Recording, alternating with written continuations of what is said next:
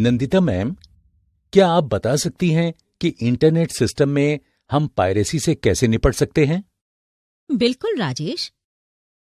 अगर हम चाहते हैं कि कोई घुसपैठिया हमारे निजी कंप्यूटर का डेटा चोरी ना करने पाए, तो सबसे पहले हमें ये देखना होगा कि कोई वहां तक पहुंच ना पाए। और हम ये कैसे कर सकते हैं मैम? ऐसा करने के लिए ये जानना जरूरी है कि इंटरनेट एक्सप्लोरर के लिए किस तरह के खतरे हैं। कौन कौन से खतरे हैं मैम? ठीक है, मैं तुम्हें ऐसे कई खतरों के बारे में बताती हूँ जो हमारे व्यक्तिगत सिस्टम को नुकसान पहुंचा सकते हैं। इसको शुरू से समझने के लिए पहले साइबर हमलों के बारे में जानते हैं। साइबर हमलावर नेटवर्क की कमजोरियों का फायदा उठाने के लिए लगातार कोशिश करते रहते हैं।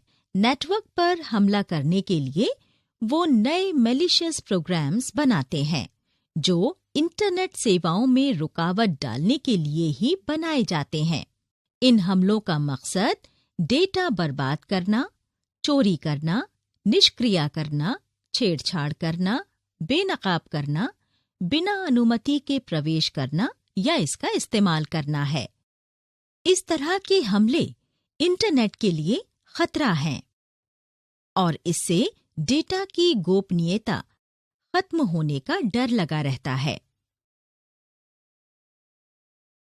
थ्रेट का मतलब खतरे की आशंका या उसकी चपेट में आ जाना है और इसमें सिस्टम के नुकसान, क्षति या बर्बाद होने का जोखिम हमेशा बना रहता है।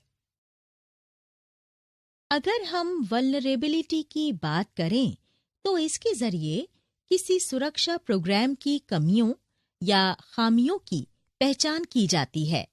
हमलावर इन खामियों का फायदा उठाकर सिस्टम में बिना अनुमति के ही प्रवेश करना चाहते हैं। इन साइबर हमलों में ज्यादातर का मकसद गोपनीयता, अखंडता या उपलब्धता को नुकसान पहुंचाना है, क्योंकि ये तीनों सुरक्षा के मुख्य स्तंभ हैं, जिन्हें हम CIA ट्राइड कहते हैं। इस वजह से हमारे लिए ये जानना बहुत जरूरी है कि हम साइबर सुरक्षा से जुड़े कुछ जरूरी नियमों के बारे में जानकारी रखें। नंदिता मैम, ये साइबर हमलावर नेटवर्क को मैलिशियस कामों के लिए क्यों बर्बाद करते हैं?